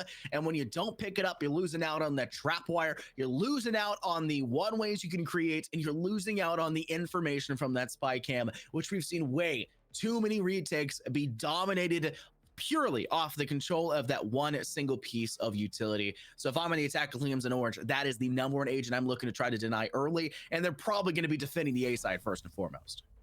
Yeah, realistically, I mean, you're going to be seeing a lot of emphasis there, at least in terms of what's kind of being operated. You're going to see with the Viper here, Solo holding a lot of sites, just kind of being that rogue agent, sitting somewhere else across the map, having that assist as a Cypher, knowing you had that global utility to kind of provide that assistance, that presence there, even though not even really physically being in the vicinity. So knowing already that we're looking at the double duelists on the side of the attackers, that's the thing that's really getting me here. Figuring out what's going to really surmount from having Clemson be aggressive with the start, not cashing in for some relevancy on that second half to really capitalize and really nail their game home, but looking to start off extremely strong and just kind of survive those last couple to see if they can really just trickle in their effect and maybe get some punctuation to what they've really kind of been acclimating over the course of the game. So already I want to see this first round has to be it. Really, that's what it comes down to. That's 2 free rounds. This has to be guaranteed to a certain degree. And knowing that you're running an Astra off the back of it, you got to be aggressive with it. You got to get those setups really well made, and those wells really got to come in clutch to set up these kills. Kyra's going to set up a poison cloud, I assume. Right on the exit out of market in towards alley. Their Rays close by working from mailroom. This is where you're going to see Full Sail put a lot of emphasis on the defense. Kairu scrapes down Poco with a classic right kill to the head and will manage to secure first blood in this round and be put back up to full HP with the great assistance coming out from Gummy on Full Sail for your great use of the regrowth. That puts a mad advantage still in hold for Full Sail, and Clemson didn't really know what to do. They've fallen back to us. They really don't like the idea anymore of Ali. They've left their Viper there for the possibility of a late rotate into sight and an exit frag for the transition coming in on the defense of Full Sail. But Clemson are a little bit too weak on this push in through Garage, and the spy cam has told everything they need. Yep. It's seen the feet 15 to 20 seconds before it's seen any other player back their way, because it just has a perfect sight line. But speaking of that, Zuko, perfect shot to Yuko. That's going to be fun to say this whole series. And it's all up to the defense now to hold on to the objective. And Kairu does it so damn well. 3K already in this round. Exactly that. That's all you really needed. After such a gorgeous first blood, you're expecting maybe someone to follow up a funnel to go ahead and just kind of surmount something here for the round, but it's nothing. And nothing at all. I mean, still, one shot for 2 of these players, but even then, I mean, Jax just can't really find the cross, can't take these fights one by one. You know exactly where the player's at. You don't have time for the rotate. You've held the spike hostage now, and they're going to have to go on a rescue mission before you can go in for that objective. So a good first round here for Full Sail, completely shutting things down. A hero play, if there's a time to do it, to start things off in the entire game. Not only put a priority on yourself as a controller, which isn't really needed, quite frankly, but knowing that that intimidation factor is now going to be lingering, and you're cutting not only 1 round off, but 2 from Clemson with the start that they want to have, you've already created to yourself a lifeline, because you're only going to need 1 more in the course of this half to really be relevant for the next one. Slow play up from Clemson Orange in this round over towards that A side. I mean, Dallas, if you're looking at anything specifically, the B side defense from Cypher, which we highlighted, you're just going to see him there. They want to place that trap wire. Well, they make sure they have the ability to throw out a Cypher cage if needed. The A side's a lot harder to hold on to. Obviously, the play in through alley creates complications for a lot of defending teams because they can easily get up in towards tower. When you don't have long-range weapons in a second round, really only having the SMGs, sprays become a lot more difficult to do, because you're not really going to find a kill. They'll get tapped a couple times and fall back, and you don't know if you've truly made impact or if they've started to fall back in a way. And Gummy needs to do that. 5 HP, cannot regrowth themselves back up, and Epoch gets 2 with the share of every tower player and A site player. Gone to the wayside, Dallas. As Clemson Orange are now in a man advantage in an eco round. It should have been the bonus for Full Sail. The big stance here, knowing the 2 more players kind of in the midst of this round. Yuko, you're not expecting that flank to come through for the likes of a duelist. You're not expecting it at all, quite frankly. I mean, you're just kind of expecting that that just line of scrimmage being met from both sides, looking for those hits to kind of come out right for the round, and looking for an aggressive push here for the likes of Full Sail, just kind of go ahead and close up shop. But knowing that Clemson Orange able to go ahead and kind of find a little bit of closure here, find a couple kills. Zuko with the Bulldog could even then make a thrifty happen. 1-1 to start things off. Full Sail when you had it all available to you. Epoch's the one to shut it down. right from the get-go. That is an unbelievable round coming out for Clemson to turn that on its head in what should have been a very dominant possession for them. That is unbelievable. And Full Sail will now have to pay the price quite literally for the mistakes they made. It's just the worst case scenario. Why are you jumping there, Yuko? What's going on there? Trying to boost back in deeper to the back of sight when you theoretically could have had the advantage in terms of weapons when you just know where they are first and foremost, play for that first line of sight. It's rough. It's rough to see. 1-1 scoreline though, and Full Sail defensively will have to somehow find a way to make up for that loss coming into round 3. And Clemson, well, they're still going to be riding that wave of success, and they're coming in. They're buying up since they only had 1 player left. Just go Rifles for round 3. Go be top dog, and they've already started off with first blood. Can't blame them. Even off the back of a loss in the first round, you know you're on the attacking side. If you get these plants down to work with, I mean, you can go ahead and kind of extra money to work off of, but that's not even the case. You're not concerned about that. You know that even in the economy with setting up yourself for the 3rd round, and knowing that even then you found a round on that 2nd, that usually kills teams immediately when the game starts. Not just winning that 1st round, but winning the 2nd and shutting down the 1st, because Strictly's completely put games on their heads. So already for Clemson to be finding an aggressive start, get all the necessary kills needed, you only have that sky for the retake to really go ahead and surmount. You know exactly where they're coming from, that guiding light just flying right out towards heaven. You know that Marshall's being held there, and you know, quite frankly, there's not much they can do. Poco, down below. Smoke is cutting off sight lines, but how long will this last for? You'll know for sure, but you won't. Down goes your life, and you now have to be very concerned for the rest of the team up to the rafters play. Second one to fall. Cairo, no space to work with. Epoch takes a big lick of damage from the Marshall, but stays ticking and gets their 3rd in this round, punching Clemson's ticket for a 2nd round win, and really started to pound those rounds further in their favor after the upset in round 2. Yeah, I mean, even then you can go ahead and look at the money and how it's just kind of been absolutely detrimental. Still, Clemson just winning those 2 rounds. More times than not, you look at a split like this, a 2-1 to start things off, you're seeing that team that didn't really have too much of a purchase, after that 3rd round, they're looking to kind of force things up, and that's where they actually have the guns to play off of, and everything's looking expensive for everybody, quite frankly, except for the team that lost. Here, it's a complete flip on its head. The team that's winning has economy, has a backup, has insurance here, and the team that's looking to scratch things together was the one that started this entire game off. So still, good starts here. Good lookings for aggression on the A site. Looking to go ahead and take control towards back. Even then, the only players that are putting presence on the field are going to be up towards heaven. So you're looking for a complete retake here. While Clemson, this should be their weaker side of the map, knowing that they already have control. They can't take anything more. They just got to take heaven control and kind of go ahead and double down. Jax trying to play at a distance here. You're worried about that wall, but when it goes away, there's less concerns to be had, but you still have to be very wary of the rush in from Pinal. Down goes a 2nd. Jackson has covering fire for Jax, just enough to get the job done. And Full Sail are literal lambs to the slaughter here, Dallas. Bring out your shears, bring out your dead, because that's all Full Sail have. Clemson Orange, a flawless round 4 under their belt, and a very expensive one you really don't want to be losing out against when you're opting to go for, well, having to deal with a cosmic divide. That's good for Clemson, but you really don't want to have to worry about losing guns so early when every single round seems like, do we buy, do we mix, do we thrifty? It's just become a prayer, Dallas, and I just don't know if it's getting answered for Full Sail. Yeah, I mean, we're going to have to see these next rounds kind of look really clean if they want to have themselves a chance. I mean, this round's already kind of in the bin, considering that you don't have too much for an actual hold on this A side. We saw how well it worked out for Clemson, even on a full purchase. And even then, you look at the follow-up and anti-eco, this should be just hammered home almost immediately. Every single corner is going to be checked. All this Viper kind of toxic going up right now isn't going to really surmount to too much, because while you're trying to play the defense, you have so many more smokes in that Asher, just being extremely impressive, taking control of the map, and once again giving up that entire site. Full Sail's hold on A wasn't strong in the first place, and now when you don't have real guns to hold on to it, it's going to look even worse. That was a perfect spot for Pinal to absolutely open up that round of possibilities for Full Sail. They know they have a weaker weapon. They step up on the rafters. They get an angle over towards A short. If no one's pushing out of A main, then you can step back into the smoke and then peek over towards ramp side. Why are they playing it so, I would say, blasé, right? A little bit too in the face. They're just lackadaisical about it. They've got to find some success, right? They're letting things get out of control. Look at Clemson's credits. This is an unbelievable stat line to have going into round 6. They are dominating. They feel in control. You've got 2 players that have only died once or twice. Zuko with only 1. Your top player, Epoch, with 2.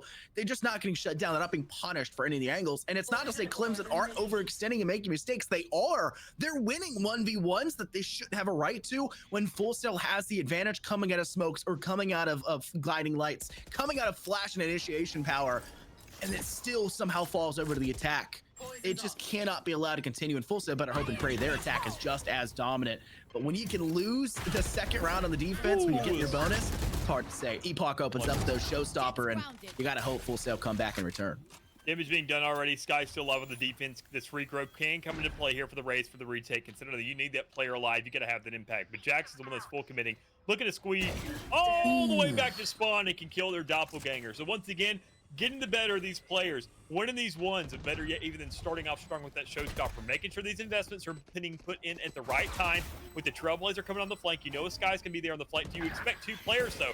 You're not gonna need to, because Astra's so busy playing cosmetology right now that nobody's really even concerned with actually having the second player as a follow-up. Funnel in 1 by 1. You find another round to play with here for Clemson, and they haven't guaranteed themselves an even half yet, but they have a lot of ultimates to really guarantee themselves a post split if they want it. Look at the way that the control has been differentiated purely off of these Astras for Clemson. They're playing in very well, setting up good smokes. They're opening up for the team, and they're doing it quickly, Dallas. The speed at which they're doing it is much different than what we're seeing from Full Sail's Astra. It just feels like Pinot's been a little bit too slow, has made poor decisions when placing these smokes for themselves, and the team's been a little bit left to dry. It seems like a drought for those sightlines now, a drought for keeping and maintaining space. And even when it does get placed, it seems too slow, and or Clemson just straight up ignore it and push straight through it, and they don't have a problem to do so. Clemson, on the other hand, speedy, gets it down, cuts sightlines, rushes through a corner, a toxic screen divides space as well. So much is truly there to make an impact for them, and that it's a big difference from Full Sail. On top of that, having the opportunity to close that space at your own tempo makes it very hard for the defense of Full Sail, and they're not making any space to make up for it.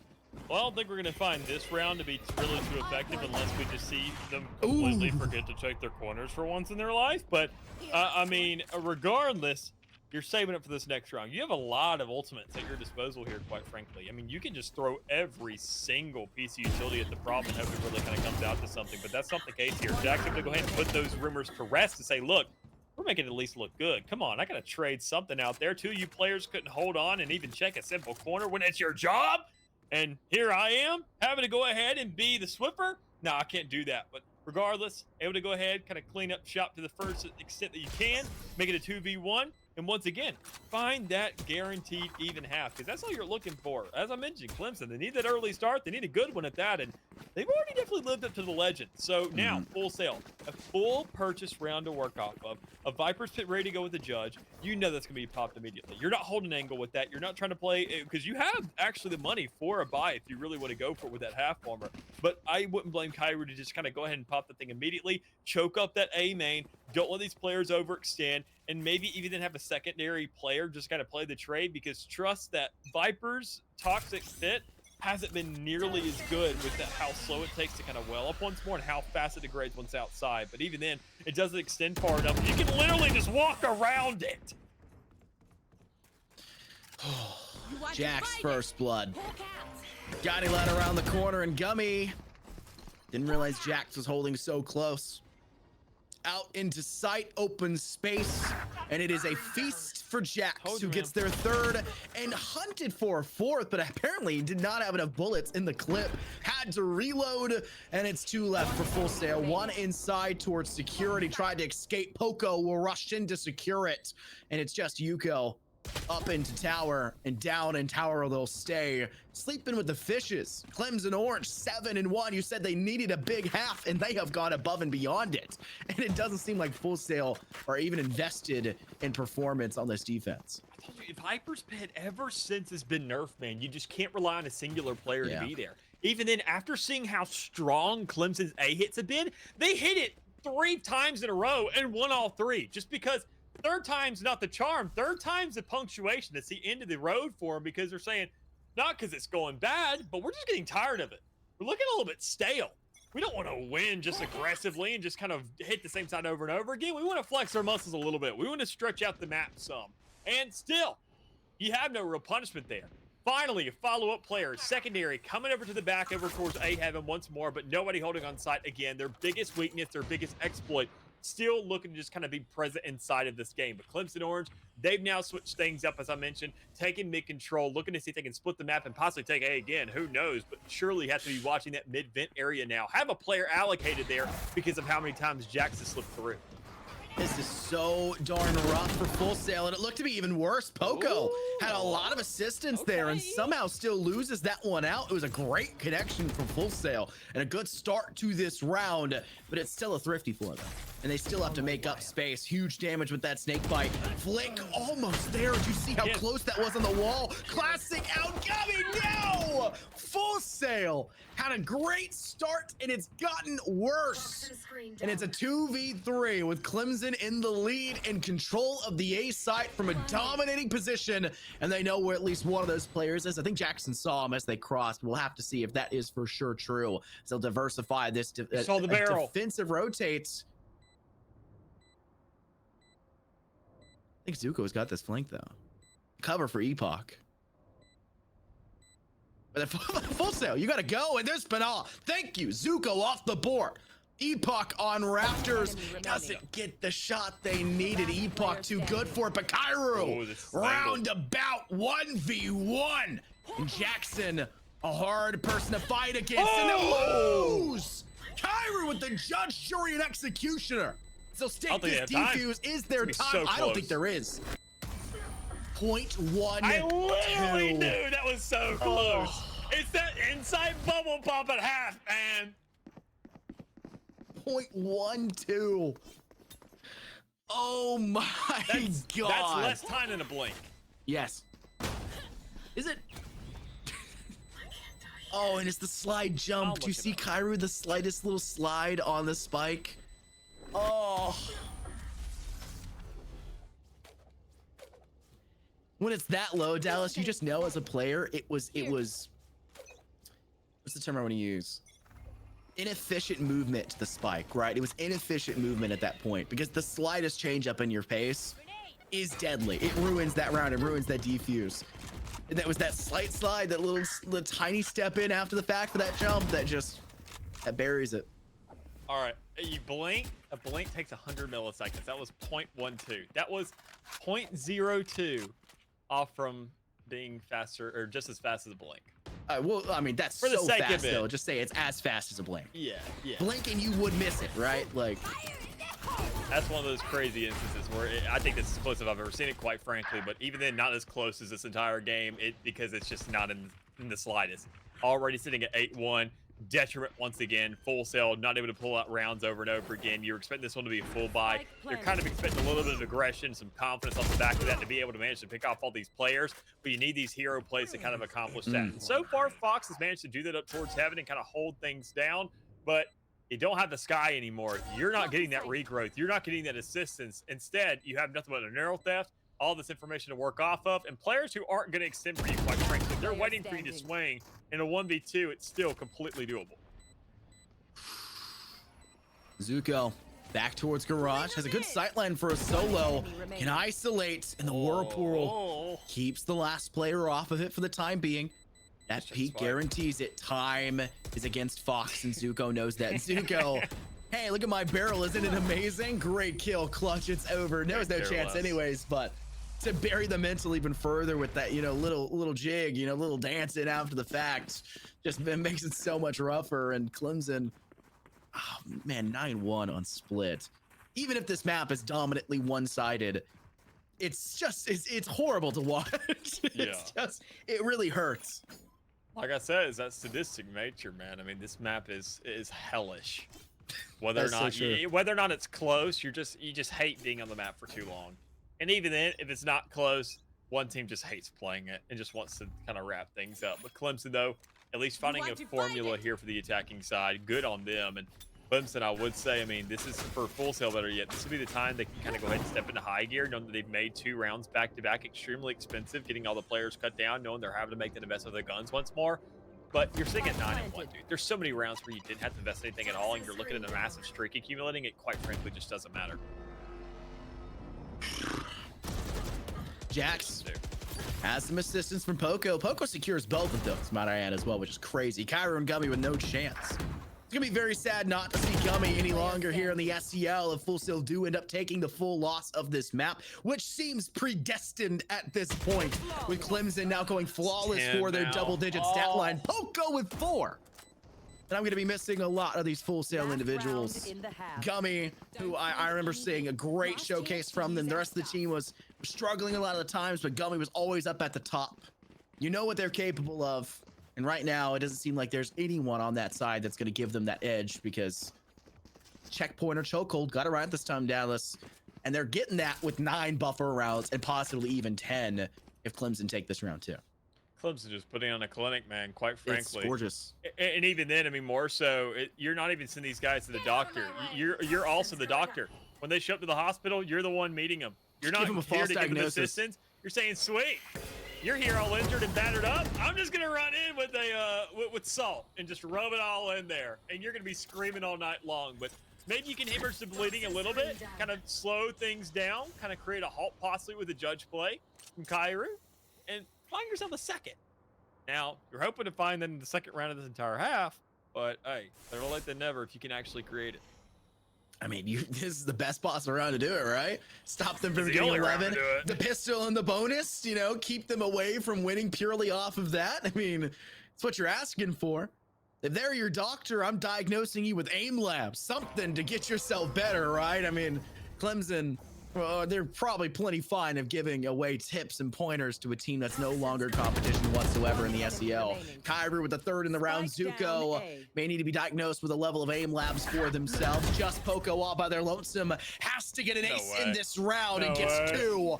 And this is scary. 3rd needs 4 and 5. 2 players close by. Cloudburst, Spike collected. This could be the fallback. Is it up? Fox can't be spotted. Has to reload. A Bladestorm back out, and Kyrie with a 4th, stealing Poco's instead. Woo! A collective sigh from every Full Sail player and fan. Poco just became your worst nightmare, and thankfully you woke up from it. Oh my God. I mean, it's just those points where you're saying, I mean, you let him hit 11-1 off the back of 1 player. Nah, I'm good. Just don't play the second half. I'm okay. But I mean, still, regardless, that second round, off the back, as you said, a little bit of an ego to work with there. Not too much, though. The decision of Karu to go ahead and whip out that judge, obviously being a saving grace. Going ahead and give you enough kills to not only go just from negative to positive, but the rest of the team has to follow suit eventually. Hopefully, better yet. And you found yourself the last pistol round with, once again, the hero play, that 3K from Karu to start everything off. You can't have this entire game banking on the controller, quite frankly. I mean, it looks good, don't get me wrong, but more times than not, it's an Astra when we see that kind of controller carry coming out, or a Harbor. A Viper, I mean, problem is you gotta have some kind of background. No. Full Sail squeak out a pistol round off the back of a crazy corner checking that's not occurring from Clemson. Every team in the SEL, this is a public service announcement, every team in the SEL now, when you VOD review games and you're prepping for this, check your corners. You think you're stepping out in open space, it takes 0.1 seconds for you, not as fast as the blink, but pretty darn fast, to flick over and take a look at something next to you first and foremost. Your screen has a good refresh rate. No one's playing on 60 hertz monitors for this. At least I really hope you're not. You can see that information being brought up to your retinas with a quick flick. Try to make use of it. It's so much easier than losing 3 players from a single corner, which has been a plaguing issue so far throughout both matches today in the SEL. And it gave Full Sail this pistol round for sure to start off. Once again, another round of the way, 10-3, pistol round here for Full Sail, but this is something we've seen before. And I don't know if PTSD is going to strike here, or if actual execution is going to show itself up for once. So I'm happy to see, and I'm more just kind of curious to know what's going to happen, knowing that already Clemson, double digits, literally has all the time in the world, it feels like. You can save up 3 rounds in a row, make sure you can find 2 buys back to back. With the sheriff exchange already going through it, it's quicker to be picked up in that exchange. You know that, well, the weight and the scales are shifting for sure. Yeah. The overwhelming advantage that was there for Full Sail is little less overwhelming, and that's the important thing right now for Clemson. They still only have one Spectre to work with. It was collected over there towards A lobby. They're now flanking through Garage, which could be a good option and probably the best option for Clemson to get something going for them in this direction. They're working through Market instead. Maybe they want to try to get this lagging lonesome player. Fox definitely saw them, probably could have waited for a second teammate as well. It could have just played and peeked that for information. That is the only weapon, like I mentioned, that Clemson had at their fingertips. And I think at this point, you're playing for this kill here onto Fox because, oh, did they get that? No, they did. Oh my goodness. You're playing for this kill onto Fox to drop another weapon out of their hands, make it a little bit more manageable coming to round 3 of the second half. And Jax does not have the safe space to get there. Jackson sure as hell does not have the safe space to get there.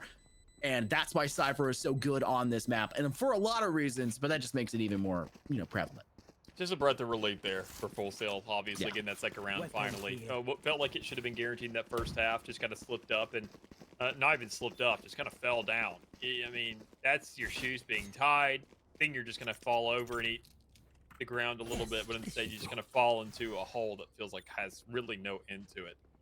Just back to back to back there for the likes of Clemson. But knowing that even then you find yourself the second half, there is a redemption arc that is available to be made. And thankfully, if you just think of it like you only have to win half these rounds whenever you get the rifle, that's okay. This one should be a little bit difficult, but that's just 7 rounds there. And you think, okay, back and forth. We win that round pretty cleanly. You only have to win 4 of those technically because the other 3 are going to be ecos, and they should be pretty darn close. You should secure something off the back of it. You just got to prevent Clemson from having an opportunity to make these hero plays once more. And even then, this is where we see complacency hit a lot of teams, is that we see this double-digit checkpoint chokehold kind of scenario. Not really whenever you're starting a half off with that number, but still, it starts to take an effect mentally, and you can kind of take the better end of that. Down ropes, flushed away. Crimson Orange are trying to still make use of the advantage they theoretically have. They'll fall back further. Epoch up on the rafter side of heaven towards B. And it'll be a firefight, I think, first between Pana and Zuko. And Zuko, after a couple missed shots, makes up for the fact that Pana takes no shots towards them. That's a bit slow from Pana. And a very well-punishing blow from Clemson Orange's defense to give them first blood and the advantage now from this point onwards. Jax. This could be a rough spot to lose to a Stinger, which I believe, or sorry, a Spectre, which I believe is in the hands here of the Cypher from Full Sail. And they already lost against them in that previous round. Jax, no. If they were looking at Gummy, they would have seen them exit away, and Jax is pinched. One on short. Poco has to create space elsewhere, and they did, and Jackson cleans up. What a round from Clemson to take their big bonus, their third, the rifle round full purchase flawlessly. But hey, we get the guns now. We got the guns. So, I mean, what else do you expect from us? What else do you really need? A flawless, we're right back hitting into form. You gave us the guns again, or better yet, the game did. And sometimes, I mean, it's that choke up. That's where you see the teams kind of start to fumble a little bit. If you have that hero play, you see that same exact manner. You see that same team falling for where they found so much success in terms of the actual course of a round, or a half, better yet, and how it starts to unfold. So you go ahead and hit 11 here. Clemson, I'm not going to say the game's done and dusted just yet, but Full Sail, I talked about it and how that round was expected to lose. If you win this one, though, I mean, it's going to be feasible. It's going to look doable. You got to create that light of hope inside of you to kind of carry this game along. But knowing a flawless was the result of that round, it's not going to be any easier. That's what you were really working for, was a cushion to kind of go ahead and mitigate the blow to a certain extent. But that just was not being allowed. Gummy playing in through Market. Full Sail want to make sure they don't lose a player early. In the first fight, they took a lot of damage, so they're really careful to peek it once again. Thankfully, they held on to their life for now, but having your initiator, having your Sky be the person to take that damage means there is no regrowth for them. Might as well try to go for another peek after the fact. They moved up closer, up in towards Alley. The full team for Full Sail over on A lobby. And they'll have to check their corner and ramp. How much you want to bet Poco gets away with 2 here? Of this not being checked. Oh, they're peeking out. Maybe they don't actually.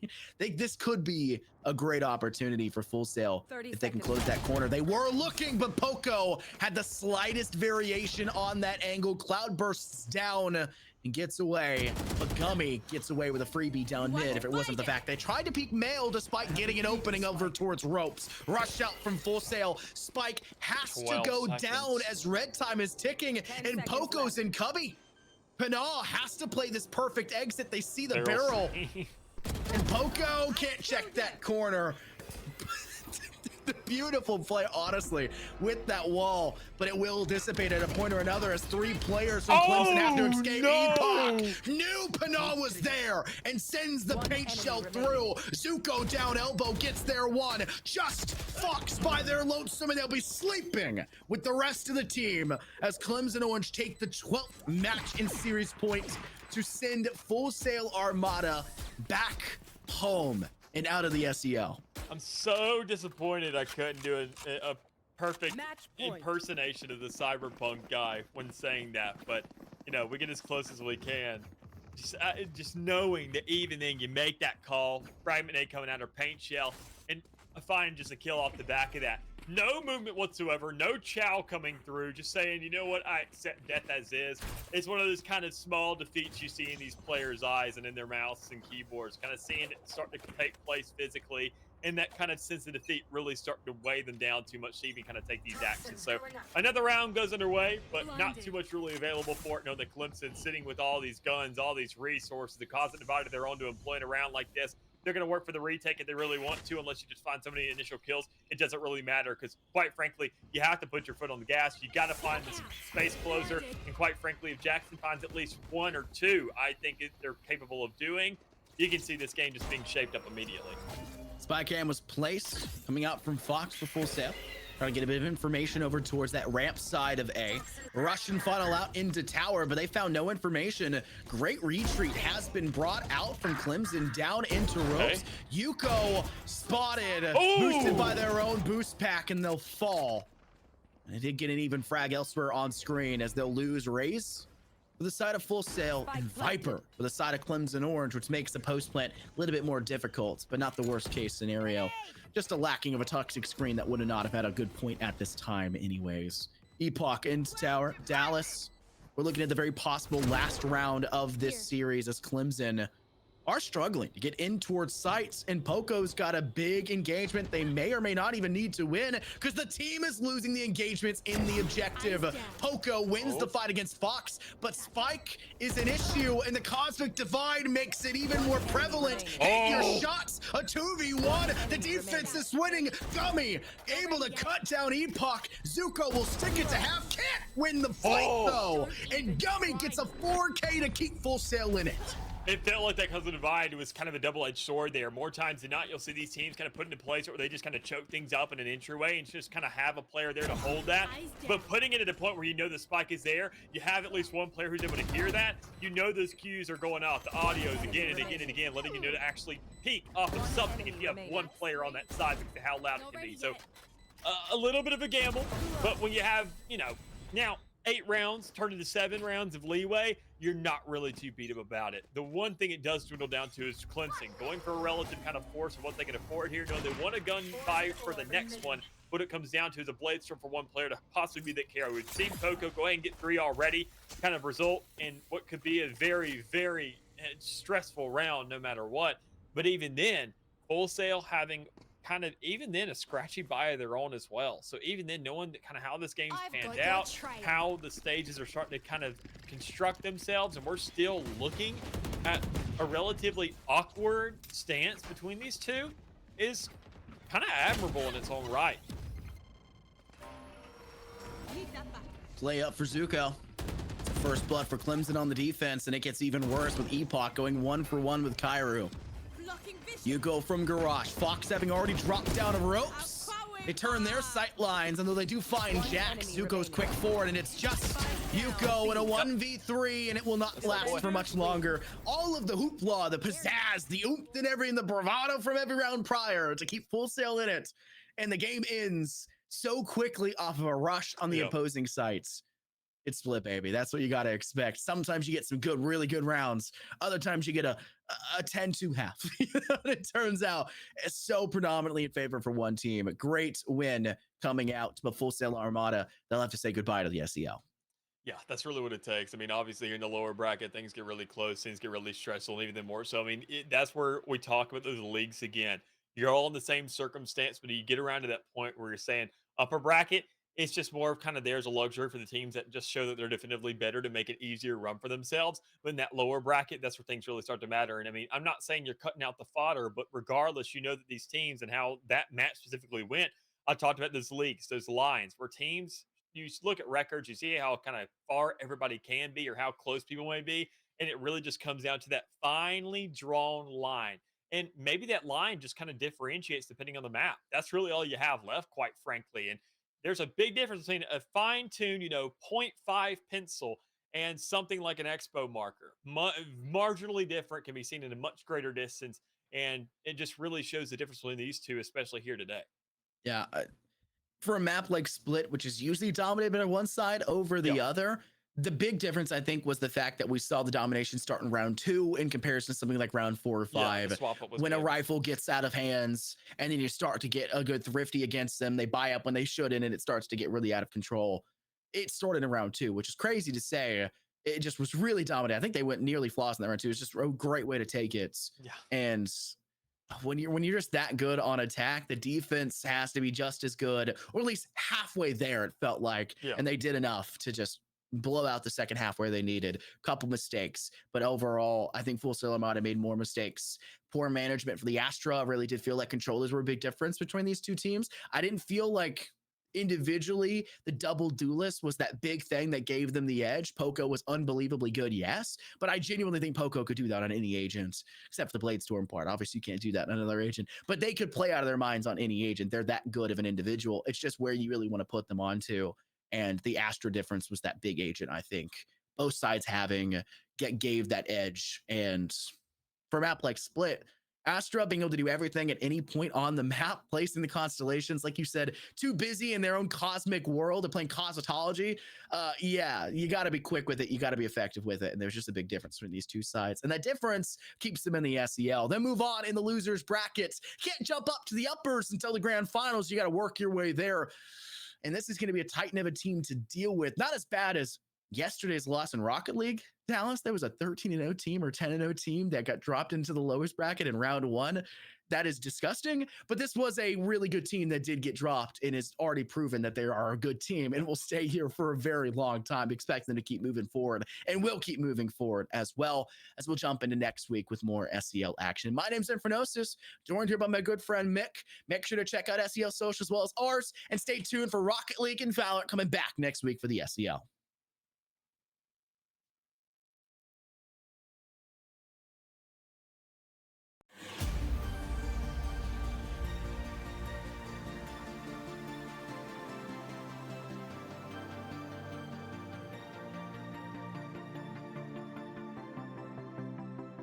I've been holding on for so long, I can't remember why. The fire's gone, I'm all burnt out, the embers have